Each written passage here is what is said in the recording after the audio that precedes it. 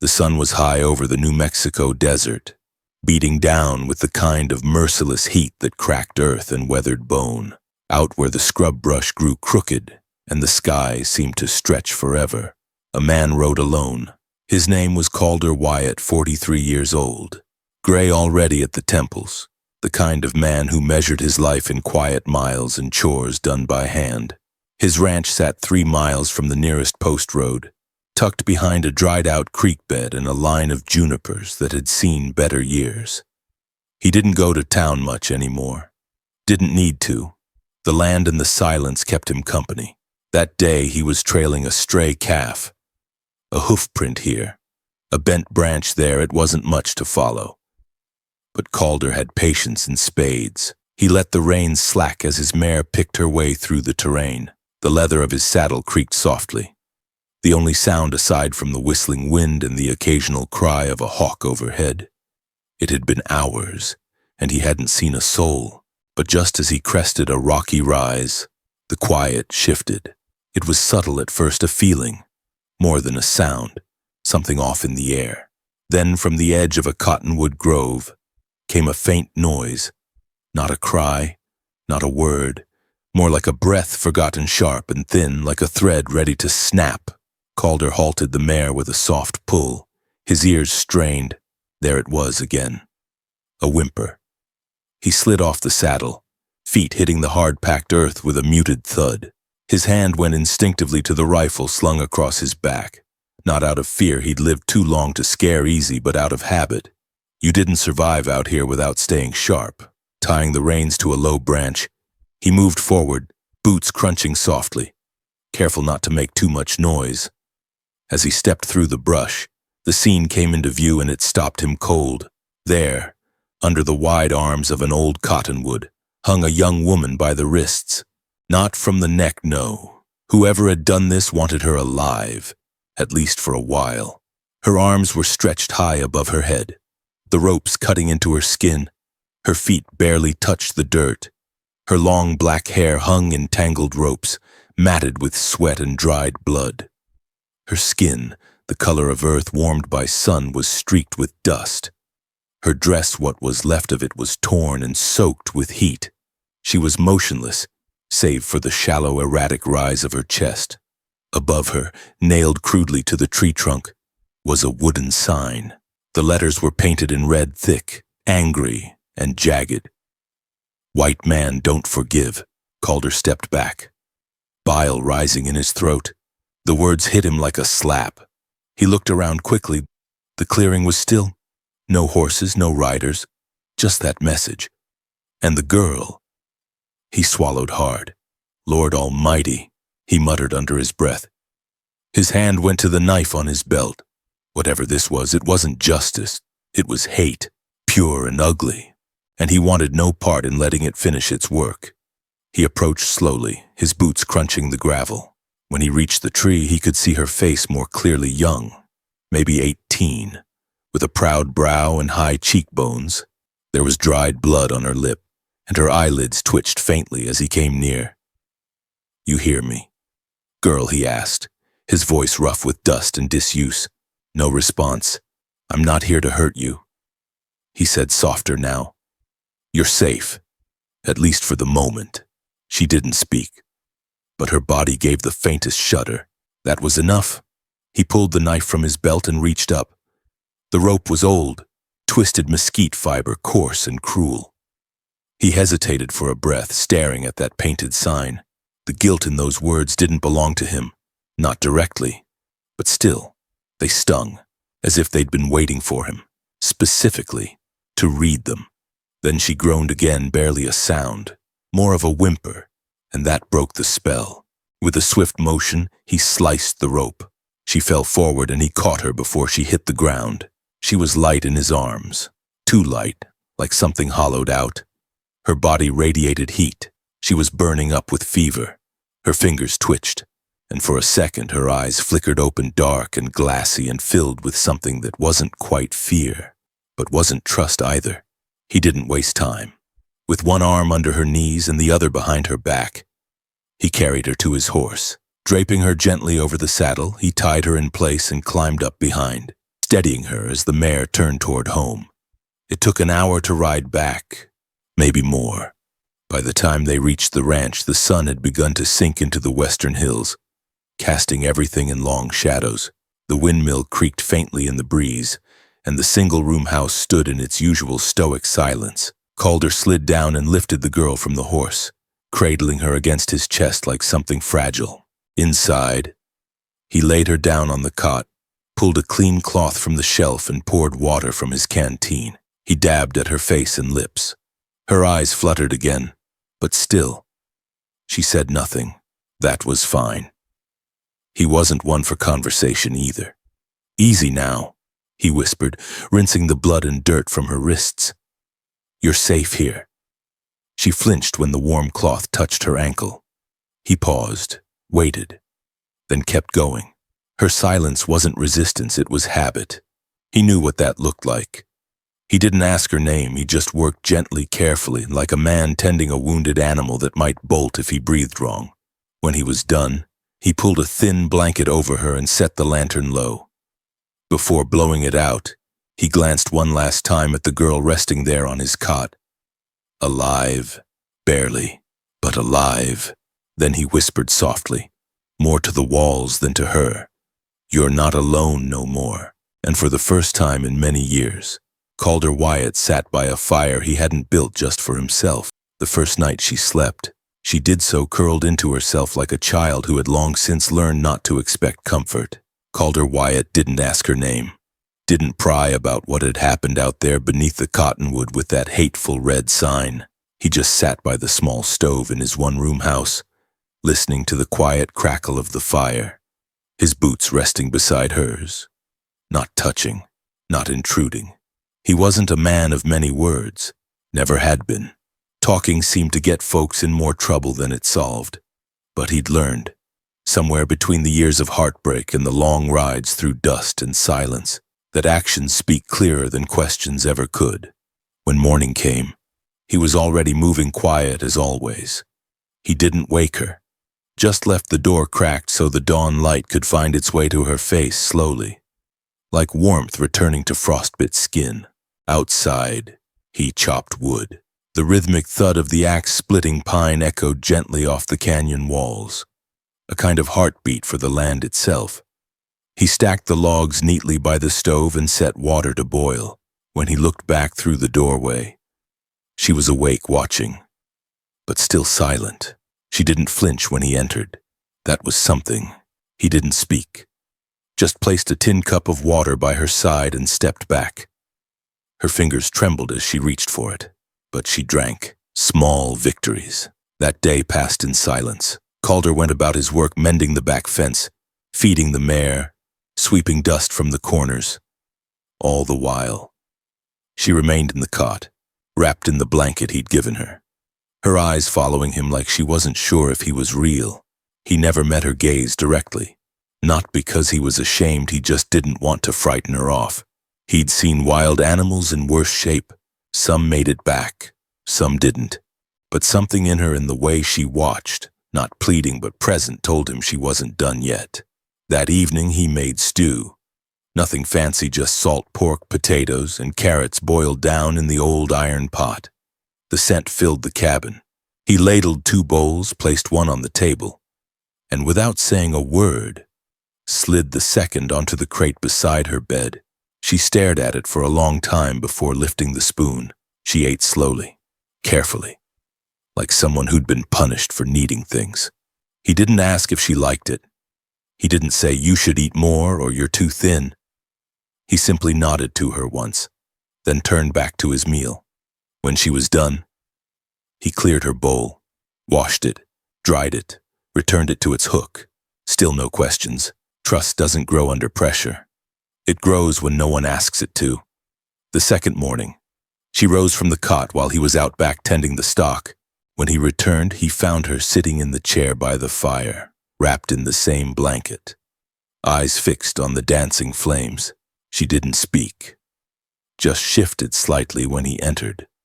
He set a pan of cornbread on the table, poured her another cup of water. This time she reached for it before he even stepped away. Over the next few days, a rhythm took shape between them. He'd rise before the sun, stoke the fire, start the kettle. She'd sit by the window, watching the world wake up. He never asked where she was from. She never explained the scars on her wrists or the bruises on her arms. But when she saw him bandage the old mule's legs, slow, gentle, quiet, her hand twitched slightly, as if remembering what kindness looked like. That afternoon, he left a basin of warm water by her cot and laid a fresh cloth beside it. No instruction, no expectation, just the means to feel human again. Later that night, he noticed the cloth had been used. The water turned a soft brown. Her hair, once tangled and matted, had been brushed back with careful hands. She hadn't run, hadn't curled up in fear. She'd stayed. Another small victory.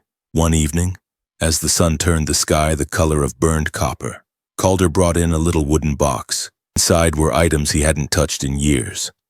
A hairbrush, a tin of rose balm, a beaded bracelet with one broken clasp left over from a sister long buried and a life long gone. He didn't say a word, just placed the box near her side of the table and stepped outside to split kindling. When he returned, she was holding the bracelet. It hung loosely in her palm like something once precious, now weightless. Still, she didn't speak, and neither did he. On the 6th day, while he was repairing the barn roof, she stepped outside for the first time. She stood barefoot on the porch, arms wrapped around herself, the morning breeze pulling at her blanket. Her hair fell over her shoulders like black silk against cotton. She watched him work, not hiding, not flinching. He saw her, but didn't approach, just tipped his hat slightly and went back to hammering. A few minutes later, when he came down the ladder, she had placed a tin cup of water on the table beside the door. For him, it was the first thing she'd ever given. He drank it in silence, nodded once, and set the cup down carefully as though it were made of glass. By the end of the week, she had started sweeping the floor in the mornings, quietly, deliberately, one hand still bandaged, the other firm on the broom handle. Calder never asked her to. He just left the broom leaning where she could find it. And every night, he set her bowl out before his. That's how it happened. Not with grand gestures and not with declarations or confessions, but with space, rhythm, and acts that didn't need permission.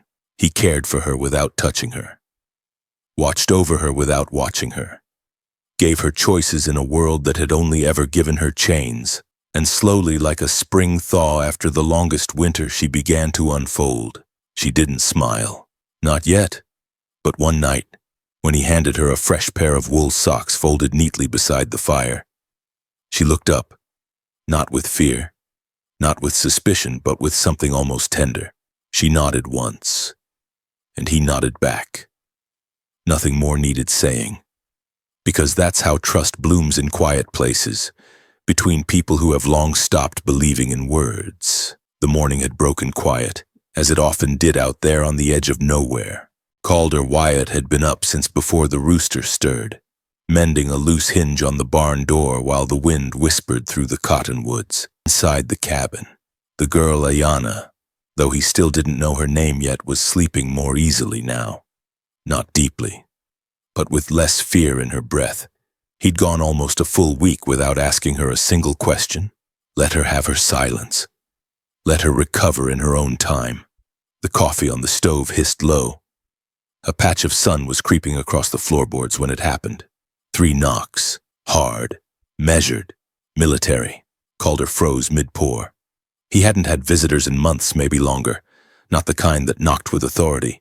He stepped to the door, boots heavy, and opened it slowly. 2 men stood there in worn blue coats, their spurs still crusted with trail dust. Soldiers, real ones, the kind who spoke with clipped words and carried law on their hips. The older one had a sun-creased face and a folded paper in his gloved hand. The younger had a Springfield rifle slung over his shoulder, the kind that didn't sit idle long. "Morning," the senior one said.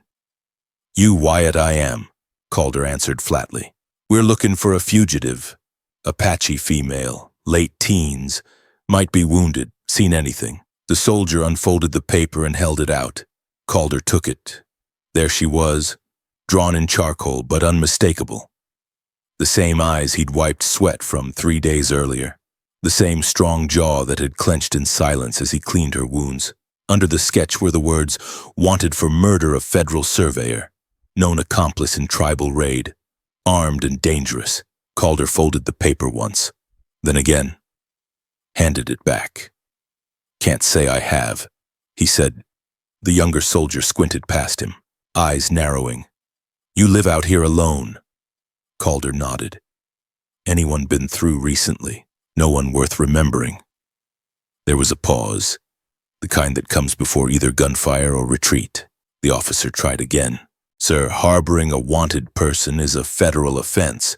If she's here and you don't say so, you'll be facing more than just a fine. We've already got men checking other ranches." Calder looked the man in the eye. "You check all you want." The soldier's gaze lingered, then finally drifted down the trail. "We'll be riding the perimeter. If you do see anything, I'll be sure to forget it." They exchanged one last glance, then turned. Dust lifted behind their horses as they rode off without another word. Calder waited until their silhouettes faded into the horizon before he shut the door. The latch clicked loud in the silence. He turned slowly. She was standing in the corner. No shoes, no blanket, just a thin shift and bare feet on the cold wooden floor. Her eyes were wide, but not with fear. She had heard everything. He didn't speak. She stepped forward, shoulders tight. Her voice came out raw and unused. "You saw the poster." He nodded once. "You believe them?" she asked. "No." "Why not?" "Because they didn't look you in the eye when they spoke your name." She stared at him for a long moment, hands clenched at her sides. "I didn't kill that man," she whispered. "They came to our camp. We were gathering water. No weapons, no fight, just women, children. They said someone from our band had killed a settler, but it wasn't us. They set fire to our tents anyway. Shot 2 boys before they even ran." Calder stood still, letting her speak. Her voice wavered but held. I ran and didn't stop. I hid under a ridge while they searched bodies. I watched them laugh. That's the part I can't forget.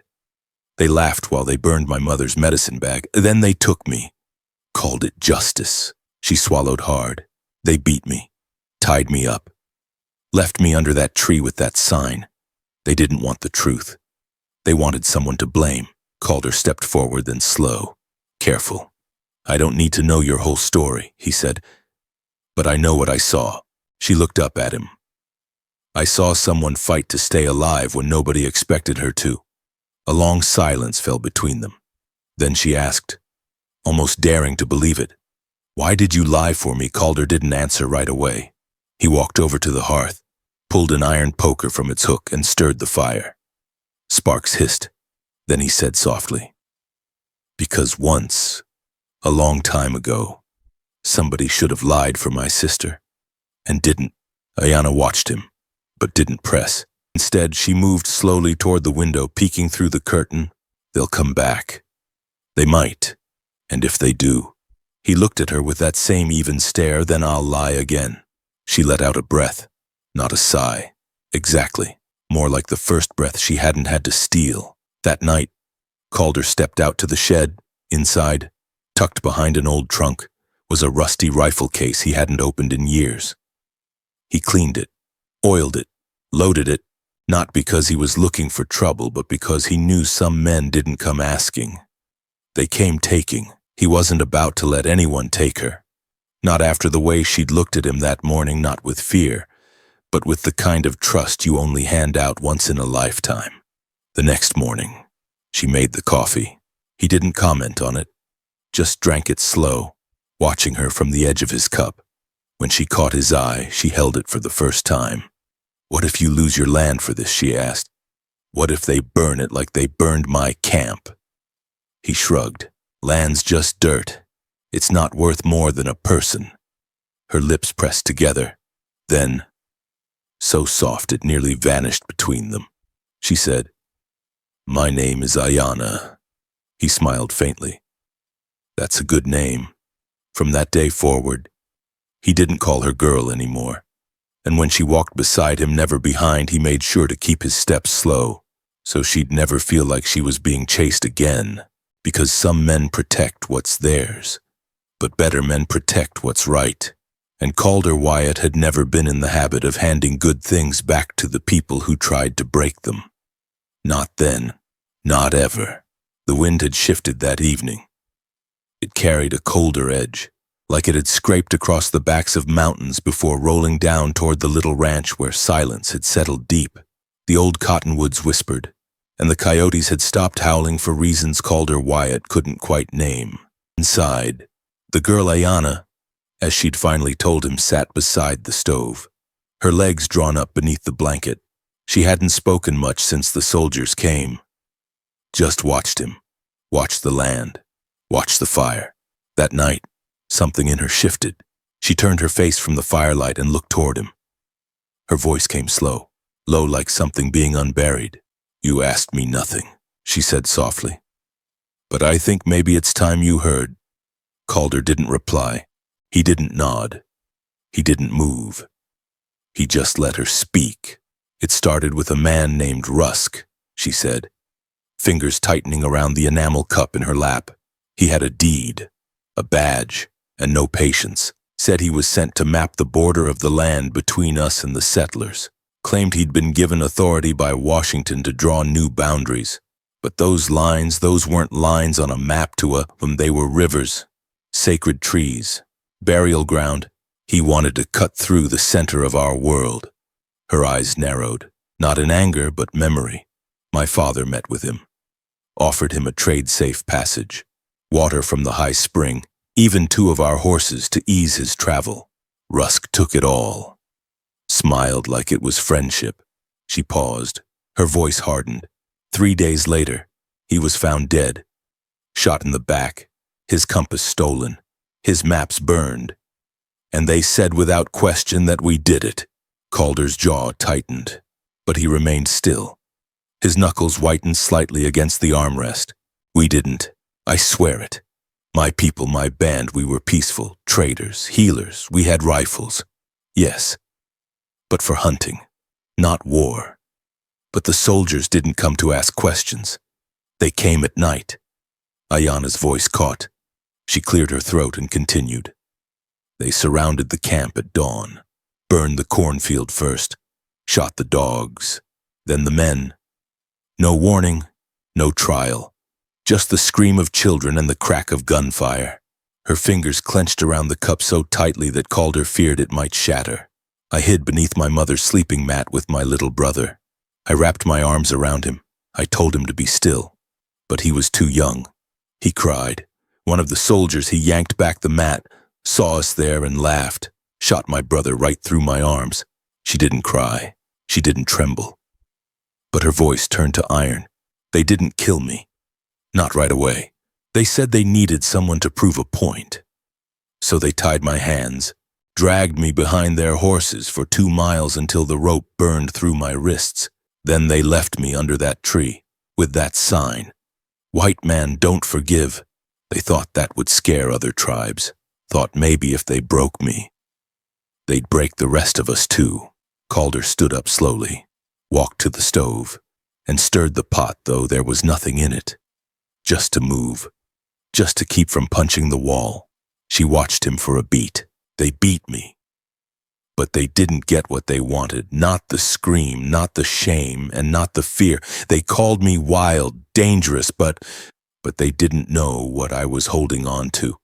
"What was it?" Calder asked, voice low. Her eyes met his. "The sound of my mother's voice." She didn't blink. Neither did he. "I heard it, even after the fire. I heard it when they tied the rope, when they nailed the sign above my head.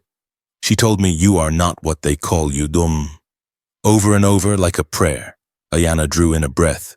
I held onto her voice until yours came next. Calder's throat tightened. "Mine." She nodded once. "You said, 'You're safe, at least for the moment.' And I believed you." They sat in the flickering half-light for a long while. Calder finally walked across the room, took the worn quilt from the back of the rocking chair. and gently draped it over her shoulders. She didn't flinch, didn't pull away. "You don't have to believe any of it," she said, quieter now. "I just needed to speak it before it started rotting inside." Calder crouched near the fire, staring into the orange glow like he was watching something far older than wood burn. "I believe every word," he said, "and I'm sorry the first hands that reached for you were closed into fists." She looked at him, really looked this time. "Do you think it ever ends?" she asked. "This hate, this twisting of truth, the fire they build in the name of justice." He reached out slowly, not to touch her, but to lift the poker and stir the coals. "They'll keep building fires," he said, "but I reckon it's up to folks like us to make sure something grows after." Later that night, while Ayanna slept soundly for the first time, Calder stepped outside into the wind. The stars were thick, like dust scattered across black velvet. He walked to the base of the hill, to the tree line where he'd stacked the kindling earlier that day. And there, where the breeze curled through the grass, he unfolded the wanted poster. He stared at it for a long moment, then set it against the stones and struck a match. The paper caught quick, burned fast and mean, and when the flames died, he buried the ashes with his boot. In the morning, when Ayanna stepped out onto the porch, her hair braided back and her face lifted to the wind, Calder didn't ask how she'd slept. He just handed her the reins to the mare and pointed toward the trail. "Where are we going?" she asked. "South," he said. "Someplace where names don't come with prices." She blinked at him, the corner of her mouth twitching upward, not quite a smile, but the promise of one. "Then let's go," she whispered. And they did, because there comes a time when silence is no longer survival. It's just the space waiting for truth to speak. The nights had turned warmer by late spring. The frost no longer curled along the window panes at dawn, and the wind carried the smell of wild sage and fresh soil instead of cold dust and ash. The prairie, for all its silence and sorrow, had begun to breathe again. Inside the cabin, the rhythm of their days had settled into something neither of them spoke about aloud, but it lived in the way she poured the second cup of coffee before he asked. It lived in the way he left the door open at just the angle she liked. It was there in the quiet passing of the bread basket, in the soft brushing of shoulders near the hearth, and in the way she had begun to leave her braid undone in the evenings, letting it spill over her back like dark water. Ayanna still didn't speak much, and Calder never asked her to. But love, when it grows in silence, grows deep. One evening, while the sun hung low like melted copper over the horizon, Calder sat on the porch mending a saddle strap. Ayanna stepped outside, a bowl of warm wash water in her hands, and sat beside him on the top step. For a while, they didn't say anything, just listened to the crickets rise up in the dusk and the wind knock softly against the beam. Then she said, "You've never asked me what I want." Calder didn't look up. "Didn't figure I had the right. Well, I think you do." He set the strap down slowly. "Then tell me." She took a long breath. "I want to stop being someone who was hurt. I want to start being someone who chooses. I want to be where the air doesn't taste like history, and the people don't look at me like I carry something they fear." He nodded. "South?" She turned to him. "Yeah, south. Where nobody knows what happened under that cottonwood tree. Where they don't speak my name like it's a warning." Calder leaned back on his elbows, eyes scanning the darkening horizon. "They'll follow," he said. "If they get wind that you're gone, they'll come looking. I know. I'll have to leave everything. I know that too." He paused. "Then you worth it?" She smiled. It was small, just the corner of her mouth, but it was the first smile that wasn't weighed down by grief. "I'm not sure," she said, "but I'm willing to try." That night, Calder couldn't sleep. He laid awake listening to the fire breathe in the hearth, watching the moonlight turn the floorboards silver. He sat up, slid his boots on, and stepped outside. The wind was gentle, and he knew what he had to do. He walked around the side of the barn to the lean-to where he kept odds and ends, broken fence posts, rusted nails, old signs he hadn't the heart to toss. And there, leaned against a dusty crate, was the thing he hadn't touched since that first night. The sign. White man don't forgive. It still bore the cracked red paint, faded but angry. The wood was warped from exposure, but the message still stood. He picked it up with both hands. For a long time, he simply stared. Then he carried it out to the fire pit. With a single match, he lit the edge. The flames licked slowly at first, then climbed faster. He stood there, watching, until the words turned to ash, until nothing hateful remained, till what had once defined her death was no longer allowed to exist in the same world where she was choosing to live. The next morning, she found him by the barn, packing saddlebags. No questions passed between them, just a silent understanding. She tied her braid with red thread, her choice, and handed him a canteen. "When do we ride?" she asked. He looked up. "Tonight." Less eyes. She nodded. "Do we have a plan?" "More or less. There's a creek that feeds into the Rio Grande. Old Smuggler's Path runs along it. If we follow it south long enough, we'll end up near the border. Town called Tres Hermanas. No questions asked if you keep your mouth shut and your boots clean." She tilted her head. "You've done this before, no?" he said. "But I've run from things." She met his eyes. "Not this time. We're running towards something." That night, they saddled up under a curtain of stars. The wind was quiet. The land stretched wide and dark, as if it too was holding its breath for them. Calder led the mare. Ayana followed on foot until they were far enough from the ranch to not look back. When she climbed into the saddle, she looked once more at the cabin behind them, its soft glow, its patched roof, the fence she had once leaned on while learning to trust silence. She whispered something in her own tongue. Calder didn't ask what it meant, but he could feel the weight of it in the air. They rode for hours, past the coyote-dotted ridge, through mesquite groves and forgotten arroyos. They crossed dry riverbeds and skirted old stone markers, the kind left by hands long gone. No one spoke. Words were not needed. At dawn, they paused on a bluff overlooking the valley. The sun rose slow, painting the sky in strokes of pink and gold. Calder looked at her, the wind brushing strands of hair from her face. "You sure about this?" he asked. Ayana looked toward the open land ahead, wide, unwritten, waiting. Then she turned to him. "I was born into fire and lies," she said. "But today I chose to ride." He reached into his coat pocket and pulled out something small. A single match. "What's that for?" she asked. "For the next sign," he said with a soft grin. "Whatever we make of it." She laughed, quiet and real. Then she leaned forward, rested her hand against his chest, and together, without a backward glance, they rode south into the morning light. Because sometimes, love isn't loud. It's the choice to leave, the courage to stay, and the quiet, steady burn of a name reclaimed. The desert just before the border was different. It no longer whispered. It watched. There were no trees now, only jagged rocks and sand the color of old bones. The sun scorched the earth like it meant to burn away everything that tried to live. Even the wind had teeth. Buzzards circled lazily overhead, waiting for something to die. Ayana knew the land well enough to respect it. Calder knew it well enough to fear it, but both of them had faith in the trail that led them south.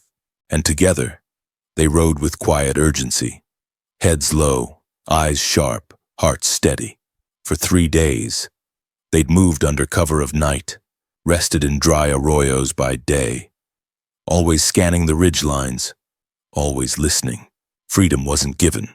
It had to be earned, and they were nearly there. Then came the rifle crack. It split the silence like lightning through dry cotton.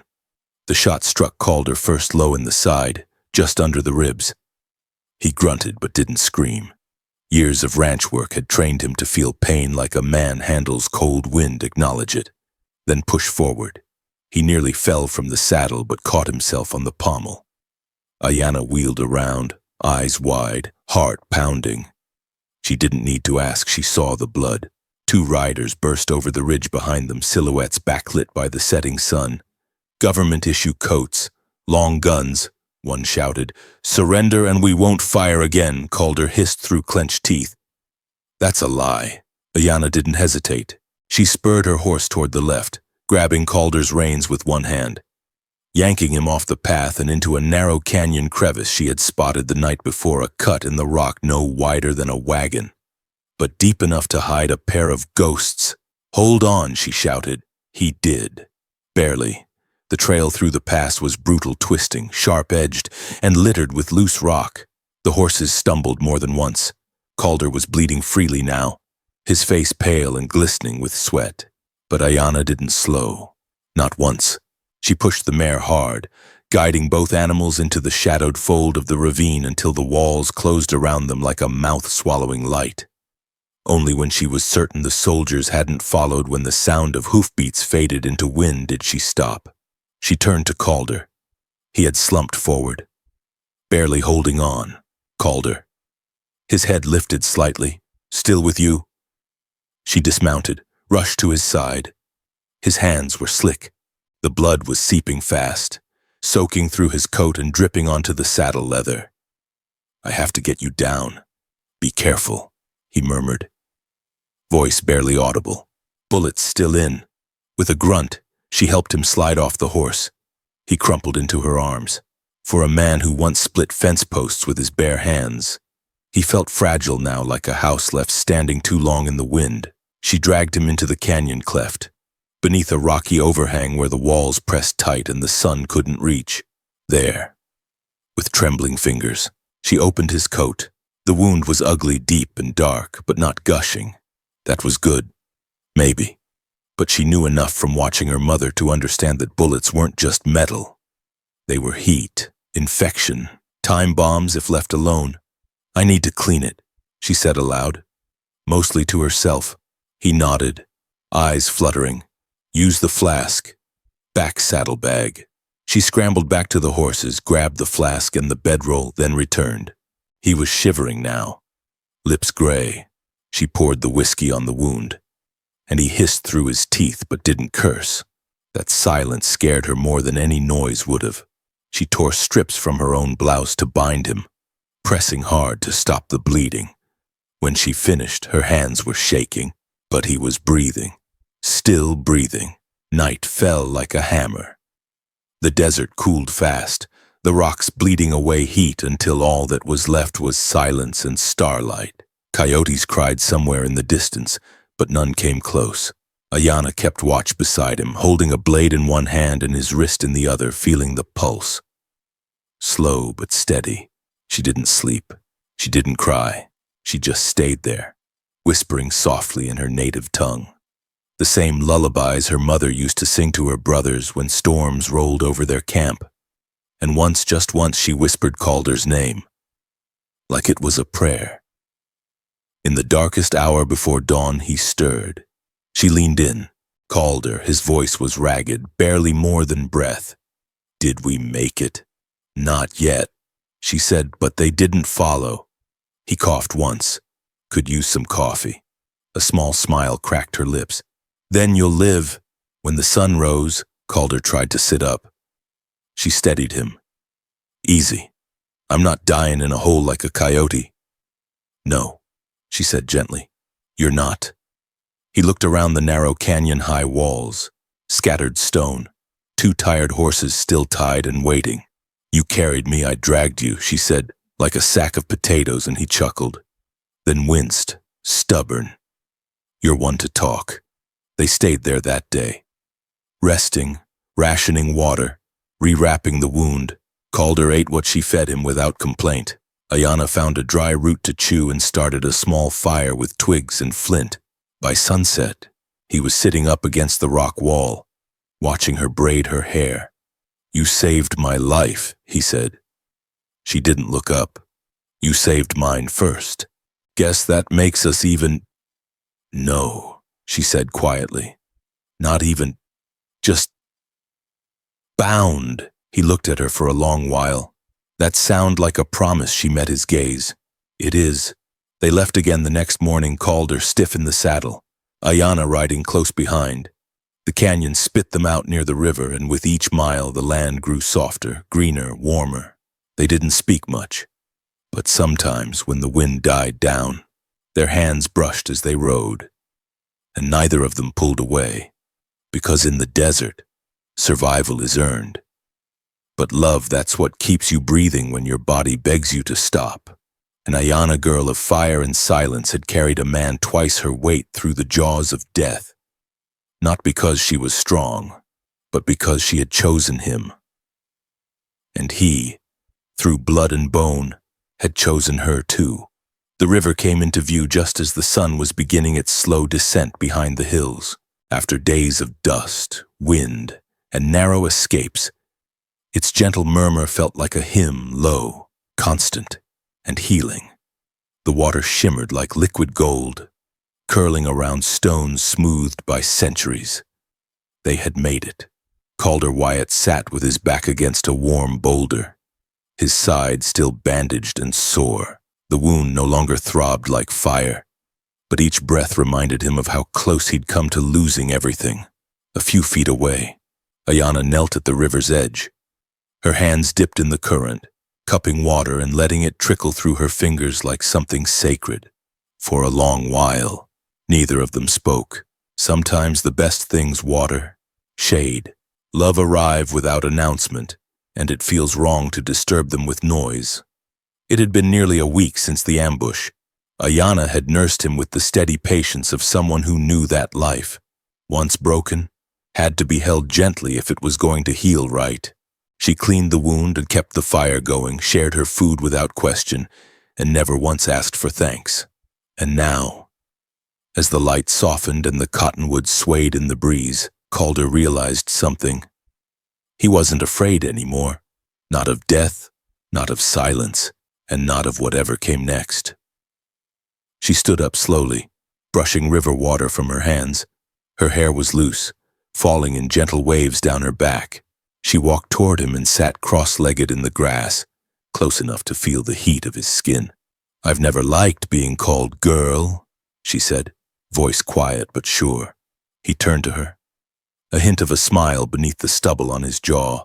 "Didn't reckon you did."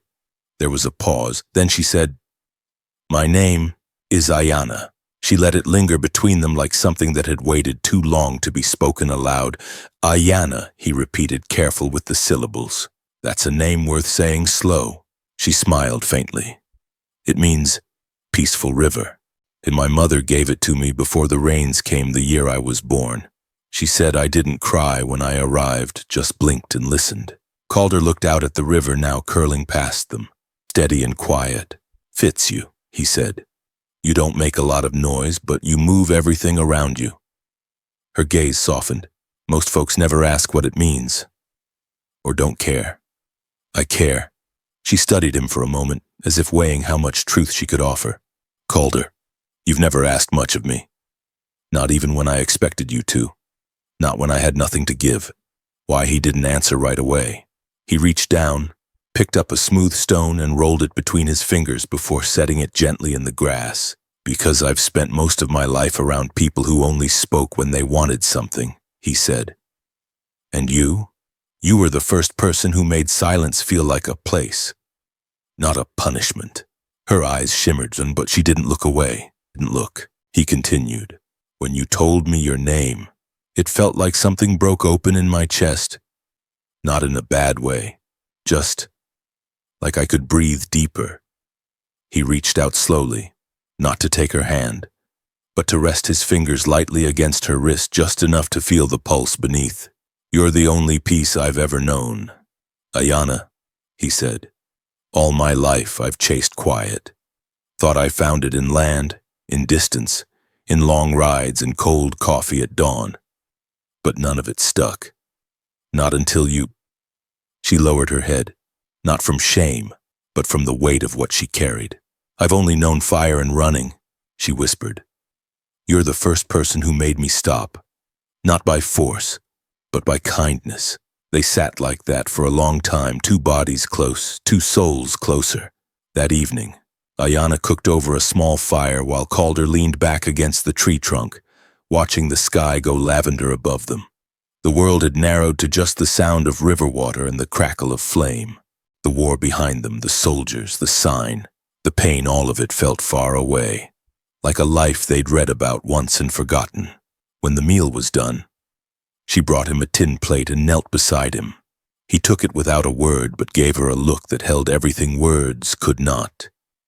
They ate in silence, chewing slowly, like the food was part of some quiet ritual they both understood. Afterward, she asked, "What would you name this place?" He looked around at the trees, the water, the light. "Eden," he said. "Not because it's perfect, but because it's enough." She nodded. "I like that." That night, as they lay beside the fire, Ayana whispered again, "My people believe names are not just for others to call us. They're what we grow into, what we return to when everything else falls away." Calder turned to her, the firelight casting flickers across his weathered face. "And if I forget it," he asked gently. She smiled in the dark. "You won't, 'cause you've already made it yours." He didn't speak. He simply took her hand, held it to his chest where the scar throbbed gently beneath the bandage, and whispered, "Peaceful river." The stars blinked above them. The river whispered beside them.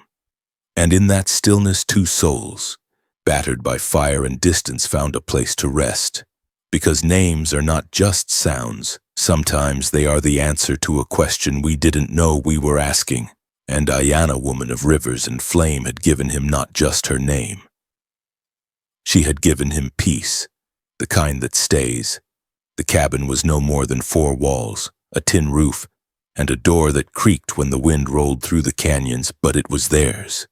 It stood tucked into the bend of a quiet river, hidden by cottonwoods and brush, where the land sloped gently into water that ran cool year-round. The windows were small, the porch unfinished, and the chimney still leaned a little to the left, but Calder Wyatt had built it all with his own hands. Ayana had planted the wild flowers that now bloomed along the edge of the clearing, bright red and yellow against the dust. There were no neighbors, no trails, no maps that marked this place, and that was the point. 6 months had passed since they'd slipped away from the last canyon, away from soldiers and lies and fire. They never looked back, not because they were running, but because they had nothing left behind them worth returning to. Everything that mattered was up ahead. The land here didn't ask questions. It didn't remember. It simply took them in sunburnt, bone-weary, wounded in places no doctor could touch, and let them start over. Each morning, Calder would rise before the light, just as he always had. The rhythm of his old life remained in his bones, kindling in the stove, water from the stream, coffee black and strong. He'd sit on the porch steps, legs stretched out, rifle leaning nearby, more from habit than fear, and listen to the river hum. And then, always without fail, he'd hear her stir. Ayana. She moved quietly through the cabin, barefoot and slower now, her hands resting more often on the soft curve of her belly. The baby wasn't due for a while yet, but it had already changed everything: her posture, her rhythm, the way she hummed songs from her mother's tongue while she cooked. When she stepped onto the porch beside him, wrapped in a shawl she'd woven herself, Calder would look at her like he still couldn't believe she was real. She'd pour him the second cup of coffee. He never asked her to. She just did it. And that was the rhythm of their days. They planted a garden in early summer: squash, beans, tobacco, even a few stalks of corn. Ayana knelt carefully in the dirt, hands brown with soil, face shaded by the old hat he'd given her. Calder built a chicken coop and fixed the roof 3 times before deciding it wasn't meant to be perfect. He carved a cradle from cedar he'd hauled in from a nearby ridge, sanding it smooth by firelight until his hands ached. Ayana lined it with soft moss and dried herbs. She whispered to it at night like the baby could already hear her. Maybe it could. There were hard days too. Days when the past crept up in dreams or in the silence between words. Days when Calder's side ached with phantom fire, or when Ayana's hands trembled at the sight of blood on her apron, even if it was only from berries. But those moments passed. Slowly, gently, they had each other now. And this land, the one no one had named, wasn't just shelter. It was a promise. On the first rain of fall, Ayana stood at the edge of the river, watching the droplets ripple the surface. Calder came up behind her and wrapped his arms around her waist, resting his chin on her shoulder. Still like the sound of rain, he asked. "I love it," she replied. "It reminds me I'm alive." She reached down and touched her belly, now round and full beneath the fabric. "He kicks when it rains," she added, smiling. Calder chuckled. "Born with fight in him." "Or her," she corrected. He nodded. "Either way, they'll be stubborn." She leaned back into him. "That's not such a bad thing." That night, after supper, Calder reached into the small wooden box they kept by the hearth. From it, he pulled a folded piece of paper, yellowed and worn. It was the last of his mother's handwriting, an old hymn about grace. Scribbled in a shaky hand, Ayana unfolded it gently, and together, under the low glow of a lantern, they sang it off-key, slow, but full of something ancient and real. The fire cracked, the baby kicked, and the walls of the cabin held them like arms. Later, as Ayana drifted to sleep, Calder sat by the window, staring out into the night. The moon laid a silver trail across the river, and in its soft light, the land no longer looked empty. It looked whole. He remembered a time when he had thought peace was a place, something he could ride toward, stake out, and fence in. But now, watching the slow rise and fall of Ayana's breath, hearing the beat of new life inside her, he understood. Peace wasn't a place, it was a person, and it was a choice made every day. When morning came, he carved a small sign from pine and hammered it into the earth at the edge of the trail where no one would see it but them. It read Ayana, nothing more. Because that was enough. Because in a world once filled with burning signs and shouted names, this one word, soft, rooted, remembered, was a beginning. They didn't ask for much. A roof, a cradle, a name for their child that hadn't yet been spoken. But what they had built out of ashes, pain, silence, and steady devotion was more than most ever find. They had carved out a quiet place beside a peaceful river, a place to raise a child in laughter, not fear, a place where a woman could sing again, and where a man who had long believed himself broken could finally rest. Not because the world had changed, but because somehow they had changed each other. And in that transformation, a sanctuary had bloomed, humble, small, and holy, right there where the river sang softly, in a world that often moves too fast and forgets too easily. This story reminds us that healing takes time, love needs patience, and peace is something we build, not find. The lonely rancher and the wounded young woman, two souls from different worlds, didn't speak their pain aloud at first. But through small acts of care, trust began to take root, not in grand gestures, but in the quiet, the shared coffee, the mended wound, the silence that asked nothing and offered everything. They teach us that even after deep loss and betrayal, it's never too late to begin again. Sometimes, it's in the humble spaces by a river, under a tin roof, in the hush of early morning that we rediscover purpose and hope. For older hearts who've weathered many storms, this is a reminder you are never too old to be surprised by love or to create a new chapter from broken pages. The past may mark us, but it doesn't define us. What defines us is the quiet courage to keep choosing compassion even when the world tells us to turn cold.